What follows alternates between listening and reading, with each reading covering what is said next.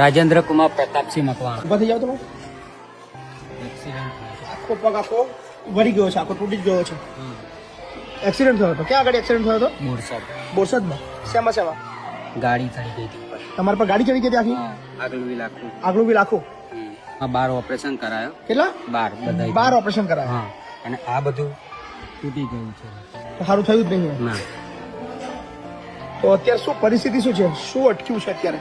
પટકી એવું કે સવા ચાલાતું નહીં અને અચ્છા. અહીંયા દુખ્યા કરે છે અને બોલ બીજી વાર રિપ્લેસમેન્ટ કરાયું. અચ્છા ઓપરેશન બીજી વાર ખોલાવ્યું હતી અને કરાવ્યું હતું અચ્છા. પણ થતું નથી અને દુખ્યા કરે છે અને પગ નીચેનું કંઈ ચાલાતું જ નહીં. અચ્છા. તો શું ડોક્ટરે શું કીધું છે? ડોક્ટરે 2.5 થી 3 લાખ ખર્ચો લાવો તો કીધો. કાગળ લાવો ને. તો ભાઈ આપણે ત્યાં આવ્યા હતા અને આપણે એમને મોકલ્યા હતા કે તમે વેદ હોસ્પિટલ જઈ આવો અને લખાઈ લાવો કે કેટલો ખર્ચો છે. તો નિયર અબાઉટ 2,75,000 થી લઈને 2,95,000 રૂપિયા લખ્યા આપ્યા હતા. પરિસ્થિતિ ભાઈની ખૂબ ખરાબ છે. કોણ છે તમારા ઘરમાં? કોણ છે ભાઈ? ભાઈ છે, ભાભી છે. ભાઈ છે, ભાભી છે. તમારા વાઈફ? ઓફ થઈ ગયો. વાઈફ ઓફ થઈ ગયા. બાળકો છે? આ 3 દીદી. 3 બેબી છે. સો 3 દીકરીઓ છે ભાઈની અને ભાઈ ભાભી છે, એ વાઈફ નથી હવે. તો આ પરિસ્થિતિમાં કેટલું અઘરું જીવન હોય. એમની દીકરીઓ, કેટલી ઉંમર છે દીકરીઓની? એક 10 વર્ષની, એક 7 વર્ષની, 4 5 વર્ષ. તો કોઈ જગ્યાએ મદદ લેવા ગયા હતા? મદદ છે કોઈ હગાએ કરી હોય જ બસ. કોઈ મદદ જ નહીં કરતો. કોઈ નહીં. હિંમત હારી ગયા હતા. સારી જ થયો. અમૂલ ડેરીમાં નોકરી કરતો હતો પછી છતાંય ના થયું કાંઈ. કોઈ મદદ ના કરી. પણ આપણી ફરજ છે કે આપણા બારણે આવેલો વ્યક્તિને આપણે ઓલવેઝ મદદ કરીએ છીએ. તો મહિપતસિંહ ફાઉન્ડેશન આને લેટર બનાવ્યો છે.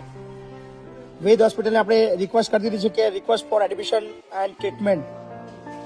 જે ભાઈ છે મકવાણા રાજેન્દ્ર કુમાર પ્રતાપસિંહ, જેઓ મોટી શિરડી ગામના છે, બોરસદના, બરાબર. એનો ઓપરેશનનો 3 લાખ સુધીનો ખર્ચો છે એ મહિપતસિંહ ફાઉન્ડેશન ઉઠાવશે એવી અમે બાંયધરી લેટર ભાઈને આપી દીધું છે.